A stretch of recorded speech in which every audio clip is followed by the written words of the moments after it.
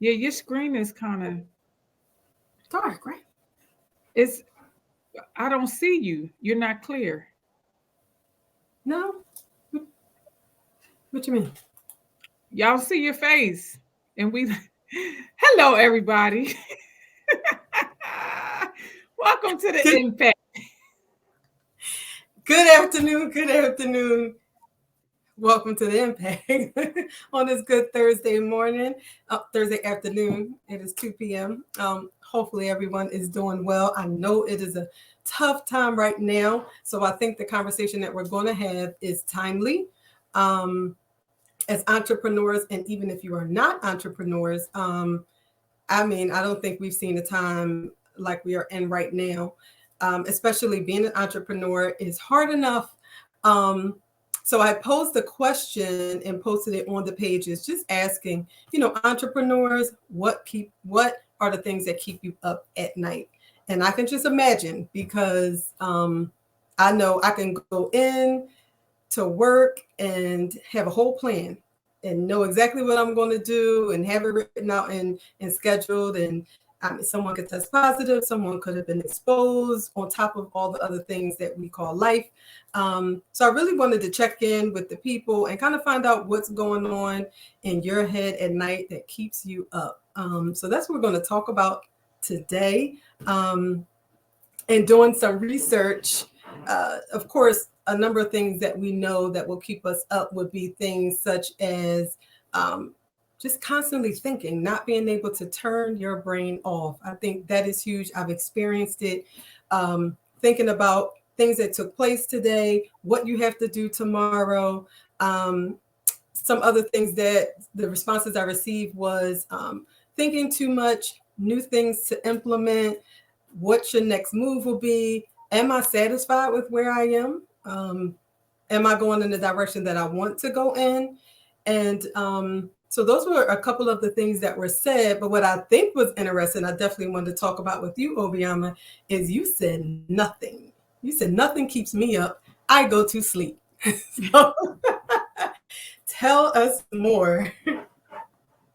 So here's the thing. So there are a lot of things that I do to ensure that I go to sleep, which is the reason why I go to sleep. So number one, I don't watch TV and I don't listen to the radio. I don't. So for me, in order for me to go to sleep, I need quiet.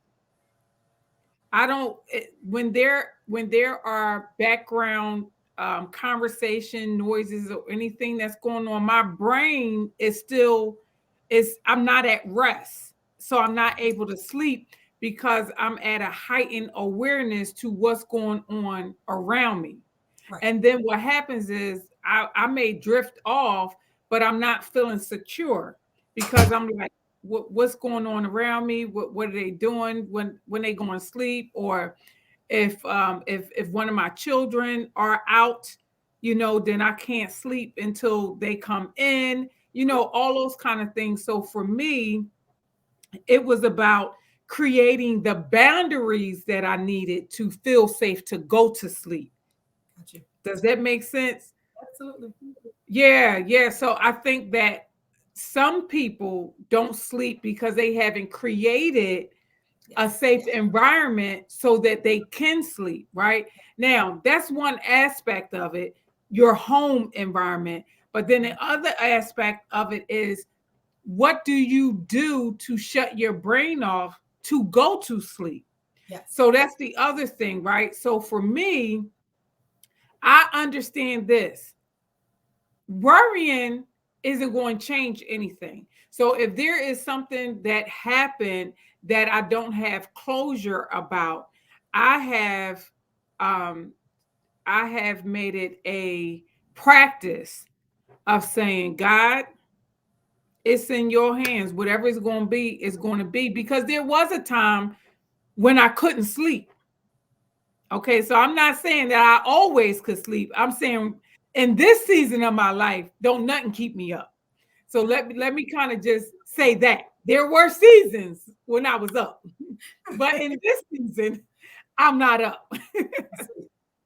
Got you. So I think that's important for everybody to know. I'm not saying that I never was up.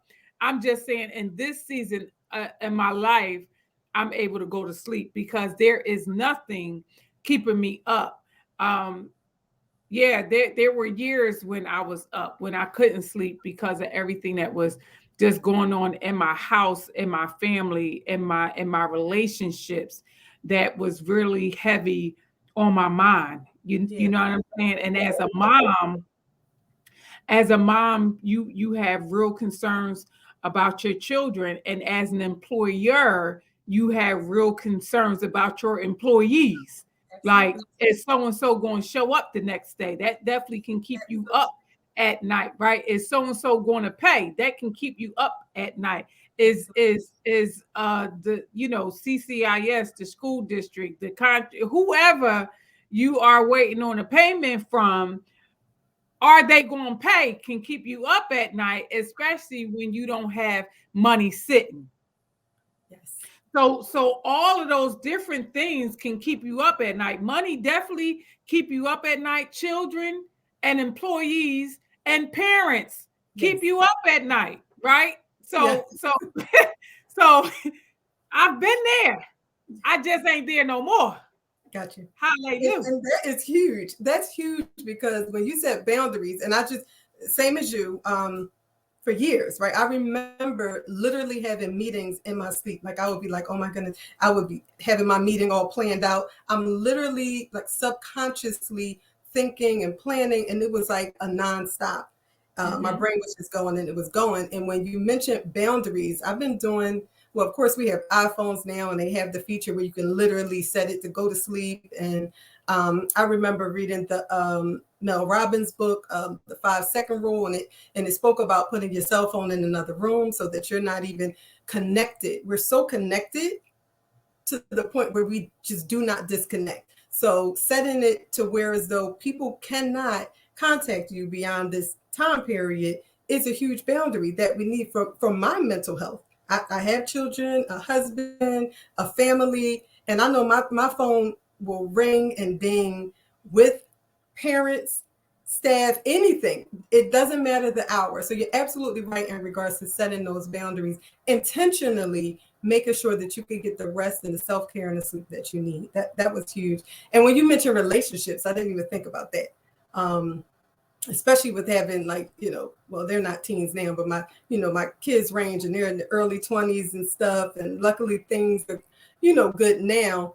But there were times when you're worried about them as well, or any other relationship that you have. So I didn't even think about relationships. So that was a great point.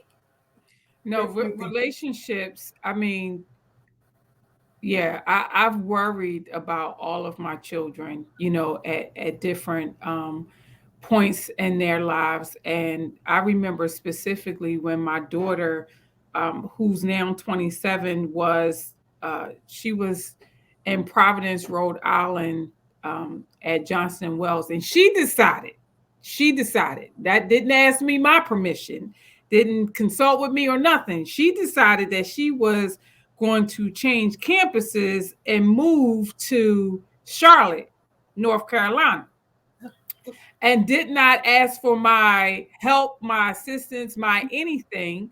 And she gets down there, and like for 48 hours, there was no contact. And I was freaking out.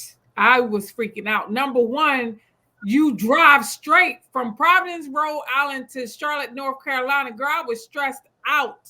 Okay. I was stressed out because it was just like the audacity. Like, who she thinks she is. She not grown. Just all of that. And then the safety and like, do she got enough money? With all of that, right? Because she didn't Mhm. ask me for nothing. All the things you can't control. Can't All control the it. things that you can't control. And I just remember, like this happened over the course of a weekend. And I remember I was so stressed out. And that Sunday I went to church and I had everybody praying. And God really, I'm telling you, I felt in my spirit God saying to me, she belongs to me. Mm. That's my child. And from that moment forward, I've never worried about her again. And like shortly after that, she called and was like, Mom, I just didn't have no connection. The internet is a storm down here. And we had to go into a hotel and wait for the dorm to be ready and and all that kind of stuff. But I'll never forget that. That definitely had me, kind of like stressed out. And my Joshua, who's 21, who's at Penn State, when I know that he is traveling and the conditions are bad on the road, with weather and stuff like that, and I don't hear from him, now that will, keep me up until I hear from him.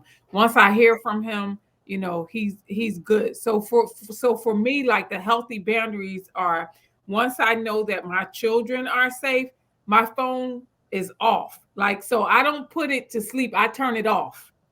Done. Done. So when at the end of the day, whether my day in at 8 o'clock or 9 p.m., whenever I am done, my phone goes off. Well, and When I that's get huge up in too. the morning, yeah. It's I know I set mine to sleep, but then I have my favorites who can, they can get through more so. Well, my kids and my mom. So if they were to, it's interesting though, because I don't even think it rings. I have it on silent all the time. It's like always on silent, but they're supposed to be able to get through just in case. And I think those are the type things too. I remove those boundaries. It's like, but I need them to get through because that's yet another stress. And I remember a period when ISIS went to Johnson and Wells in Miami, and it was so bad. So I had I don't remember the name of the app, but you can see where they are. That Mm-hmm. caused me more stress because I would be like, Mm-hmm. wait a minute, wait, you're not. It was too long before she moved, and I was like, I had to keep checking, and she's like, I was asleep. Like it caused me more stress trying to ensure her safety. I was like, let me disconnect that. Let me disconnect it. And she had to say to me, Mom, y'all raised me with the tools. Like I got it. And Right, right. I was like, oh, oh. And Yeah, yeah. that's what I was able to say, she got this. And I let go because what am I doing here? I'm in Philadelphia, she's in Miami, and I literally was trying to keep my hands on her like virtually. It was crazy. It's crazy. Well, let me tell you, my daughter taught me how to be with my sons. Let me say that. Because when she got to, so here's the thing, I was such a mother hen. Like I definitely sheltered my children just because of my own childhood trauma. So I very much was like, I need to make sure nobody touched them, nobody hurt them, nobody nothing. I was the parent that was, when my kids came home from school, I'm stripping them, I'm checking their butthole. Like I was really that, I was so like, I need to know if somebody touched y'all, somebody did, but that was coming from my own, experience. But I was just so like, nobody's going to hurt my kids, Right. and I clearly was over the top with it. And when my daughter got to college, she was like, don't call me, don't text me, don't nothing. No, seriously. And because college don't allow you as a parent to really be involved like that, that first year was such a learning curve for me. I had to, like, I'm paying tuition. What do you mean? Like, don't call When you, don't when visit. Don't, they had the form for the yes, students to that you gotta tell, right, girl. and I'm looking I like was you're like, going to sign it, right? I was like, what you mean I can't call and find out about her grades and her, so it really prepared me for my boys, because my daughter very much was like, no, I'm done. I helped you raise them boys, and she did, and it was just like, this is my time. I'm living my life, and deuces. Like, thank you. You got me here. I'm good. And it was very hands off, and we really did not like, I was, I'm calling you every day, we praying, we this, we that. She was like, slow your roll, no, you won't, and was non responsive. Wow. So, So, so, and that's interesting because our young people, they pretty much taught us how to let go, and it makes me think about, and I think well, I know I'm a lot less stressed when I'm not at the center mhm. because of the same type thing. Meaning, right? We got this. It's the same. It's the same type thing. You already told us what we needed to do. You showed us what your expectations were. We've got this, and I think it's kind of the same thing where you've empowered them, whether it's our children, whether they're 18 or whether they're 40, working for us. We have to trust in what we put in them to say we've got this, because I can't do anything. I'm not there. So we have to put those things in place for our children and for our staff to say, all right, I'm going to do what I need to do. You guys are there. And that's one less thing. I don't go to sleep stressed about the center anymore. I don't. I have put in other practices on top of the boundaries. I'm getting a lot better with that, including, I'm like I said to my husband, I have so many TV shows recorded because I don't watch TV as much anymore. I'm reading. Now, am I working extra hours?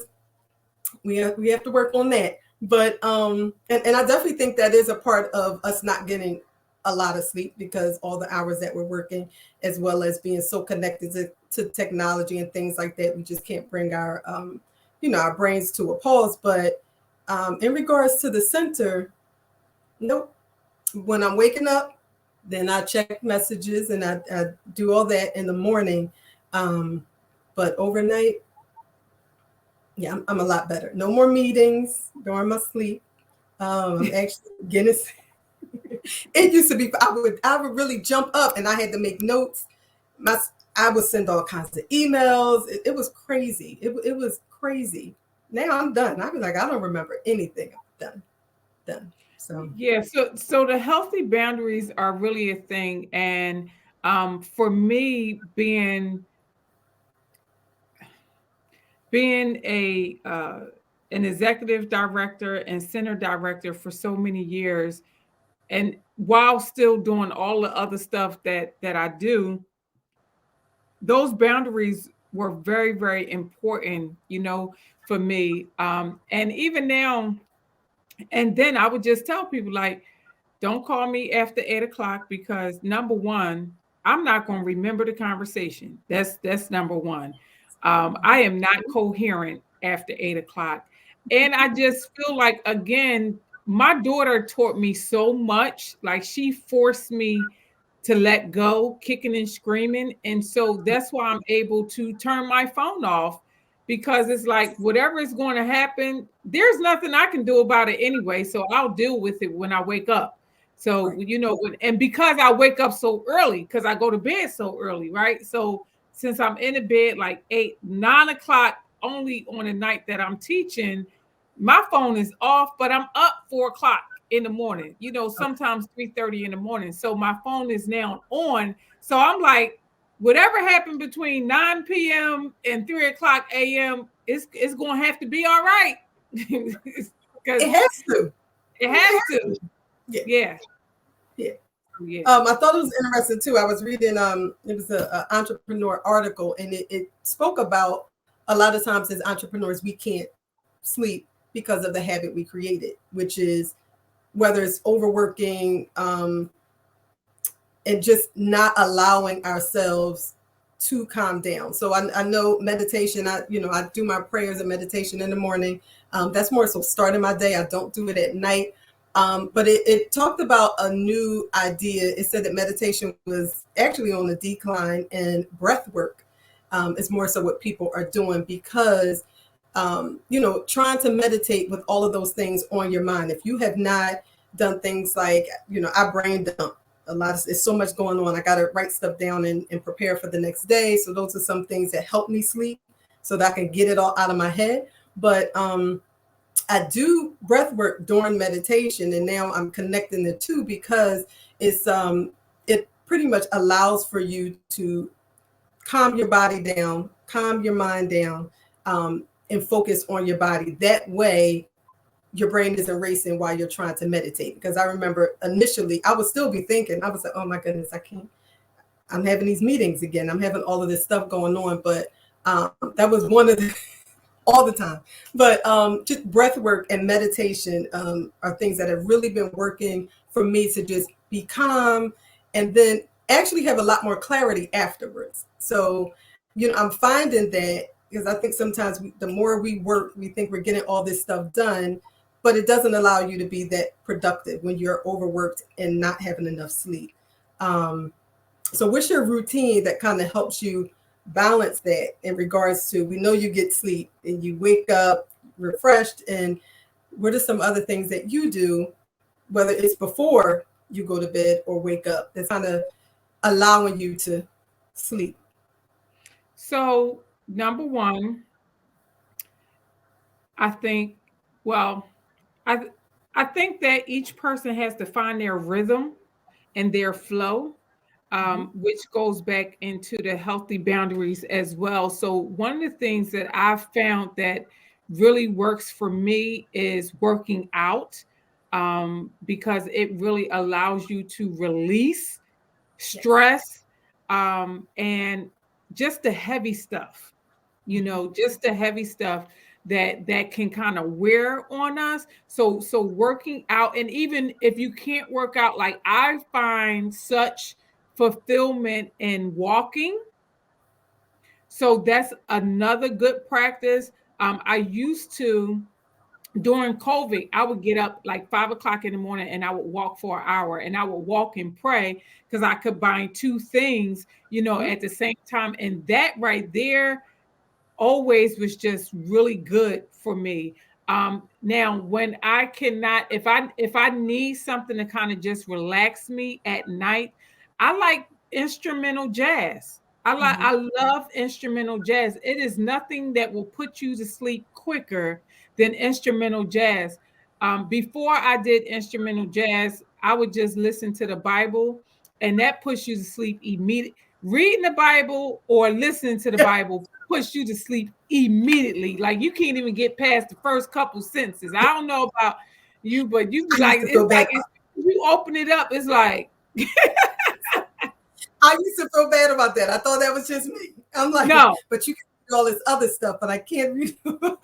Yeah, no, Yeah. that is, I always tell people, I said, I don't care what your belief system is, open up that Bible. I promise you, you're going to sleep within a minute. It's something about it. Is I don't know what that thing is, but you ain't thinking about nothing else. You can't even get past the first, you are out. Okay. So that's something that I tell people, like, open up the Bible. I bet you go to sleep. I Yeah. bet you go to sleep. Open up that Bible, right? Or even just listening to it, because when you listen to the Bible, the person that's reciting it is such monotone. There's no change in their voice reflection or anything. That thing puts you to sleep immediately as well. So my strategies are this. So I walk, I will, listen to jazz music. Even take, listen, here's the other thing. If you have a bath, if you have a tub at home, it is nothing like taking a nice hot bubble bath with some Epsom salt, some essential oils, like creating your whole spa. Yes. Okay. That Agreed. works. Okay, Agreed. that definitely works. So and so for me, I got the diffuser with the essential oils, because I got the, Mhm. it's all about the experience for me, Aaliyah. Anything that I do, it's about the experience, okay? Because I need the experience. That part, that's what I'm here for, the experience. So I'm going to make sure, but like all of that matters. So like your environment, again, I got to go back to that. So like for me in my environment, I have plugins everywhere. I need it to smell good. Like I Yes. just need this whole oasis. I need to feel like I'm at a retreat all the time. And you can totally create it. You can totally create those Yes, diffusions are everything with the oil. everything, right? Yes. It's everything. So even what I'm looking at when I wake up, like when I wake up, this is fabric. This isn't virtual. Like this is This is my whole walls, not painted, it's fabric. I can remove it, but me waking up and this being the first thing that I see, because it puts me immediately at peace. Because Yes. this is where I want to be all the time. Blue water and sand and stuff. This is where I want. This is my happy place. Yes. You know. You, So you even created it. You yeah, created I happy created that, space. right? But it helps me sleep, and it when I wake up in the morning, it gives me joy. You know, so I would say for those that are listening, figure out what that thing is for you, find out what that flow is, and then work to create it. Because I didn't always have this, right? Right. I definitely didn't have it in the place that I came from, but I think as you get older, the more intentional you are. Here's the Absolutely. other thing for me, the last 2 years, and somebody asked me this the other day.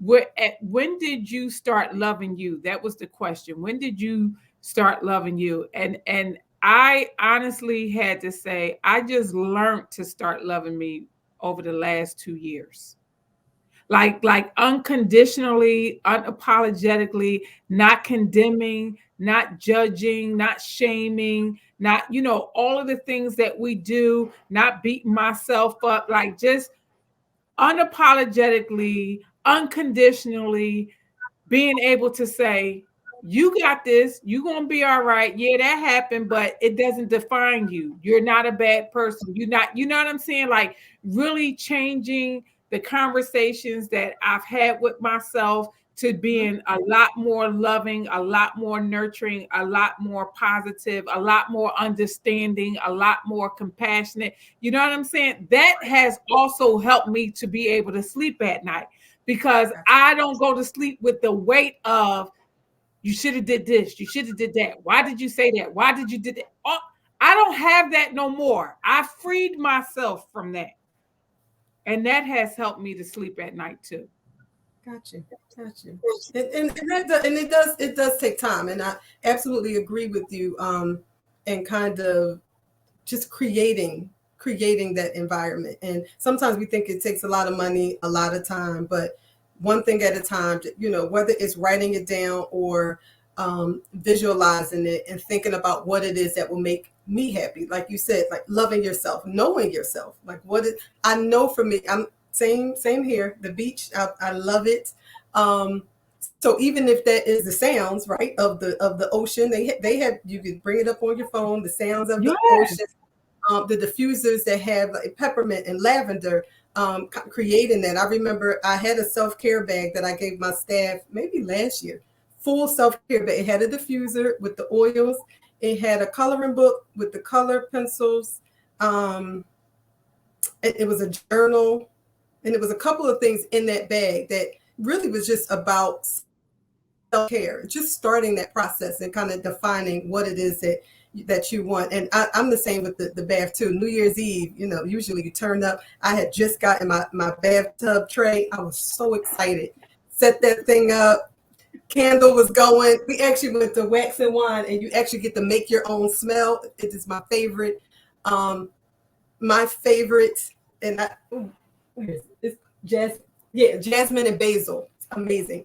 Um, but creating these, it's a specific smell for me. Mm-hmm. A book, and then my family was so nice. They waited for me to get out, but now I'm doing it a lot often. Right? I hadn't been taking bubble baths, but you're absolutely right. Like taking bubble baths, writing things out. That way, it's just not wearing on my mind. Putting people in place so that I'm delegating some things. I don't have to worry about that, because even if I'm not there, wherever that is, whether it's my kids or at work at the center, it's already somebody there who could work on that. And tomorrow I'll get to it. So I absolutely agree. And the reading thing, I'm getting a lot better at that, being a lot more consistent. It was interesting. I saw the statistics saying less than 10% of 18 years and older read one book per month. And I can see it. We're always so busy, social media and things like that. But feeding our minds and kind of connecting with what it is that we need. We could get it through reading. It's self-care, it's calming, and we do it before bed. We set our whole evening up and our next day. So I love that. It's great things to think about, especially I'm going to work on creating even more boundaries. Like, what else, how can I even improve the experiences that I'm having now, with self care? And I don't think we do enough of it.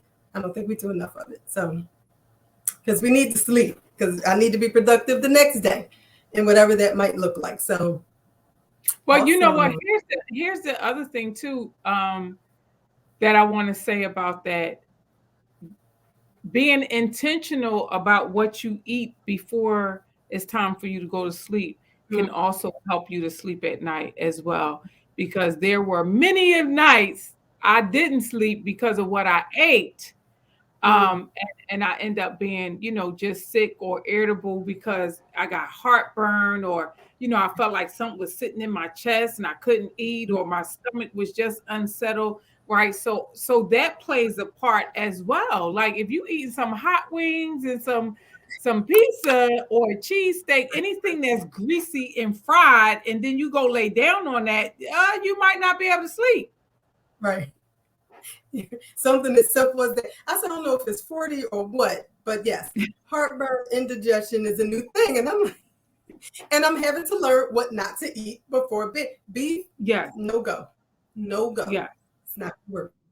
It is a Very real good. thing. Very Okay. good. It is a real Yeah. thing. So let me tell you what I've started practicing my bedtime routine in terms of eating. Okay.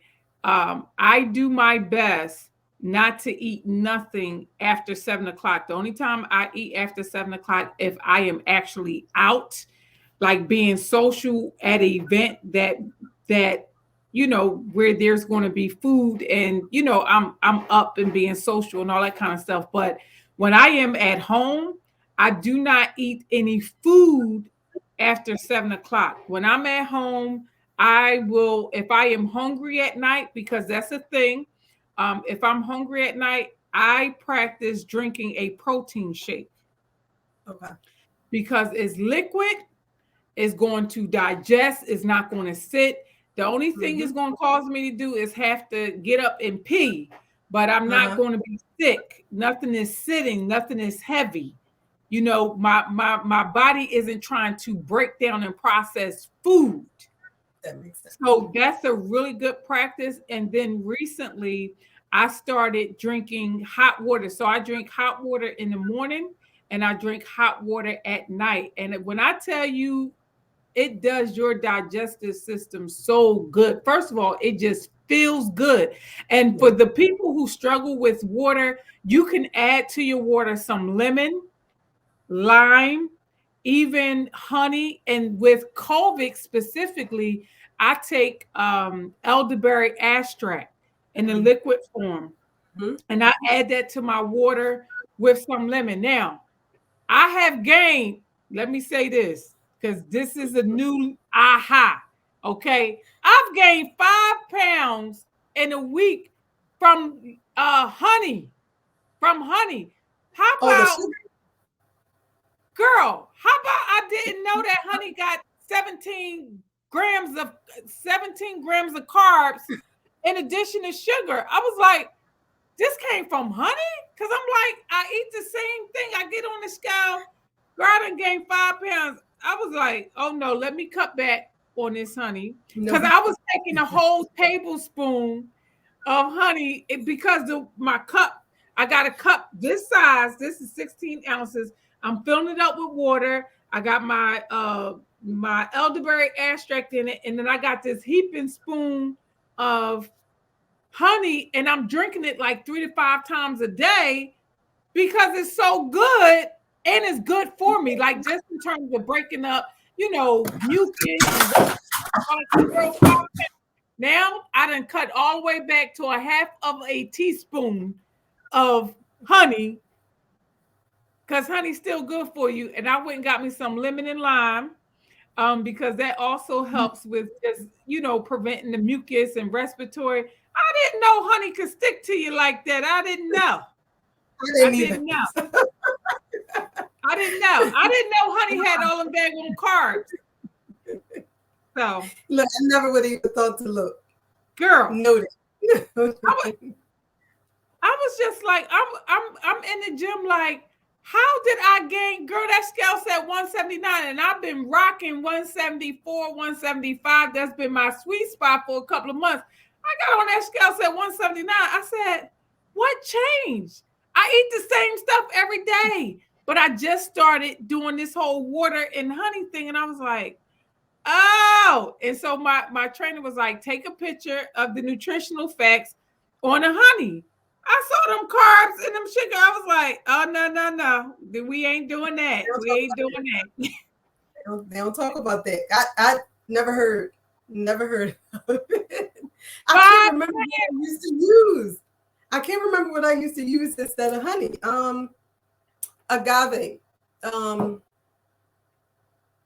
have to think of the name, but yeah, I believe it was agave instead of honey. I'll have to share it with you. No, I know about it. I don't like the way it tastes. So no, I don't like the way it got like an aftertaste to me. Oh, it was so good. Yeah, it's got like a little aftertaste from. That's all right. Listen, everything in moderation. So instead of me having that heaping tablespoon, I went down to a half a teaspoon. I'm all right. I'm cut now. See, this will be another show about healthy boundaries and healthy eating.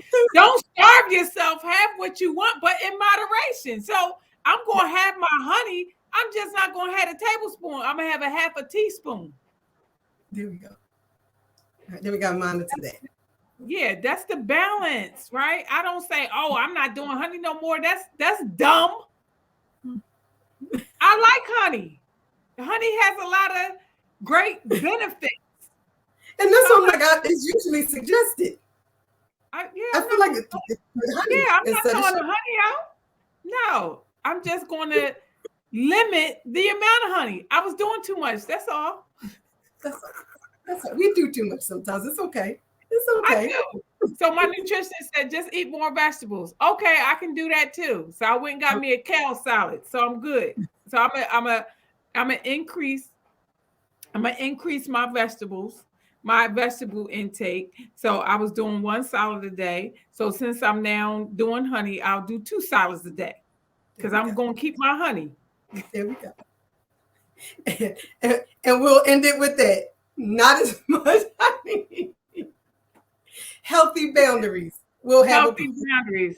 All right. So I hope you guys enjoyed today's show. Yeah. And send us your comments.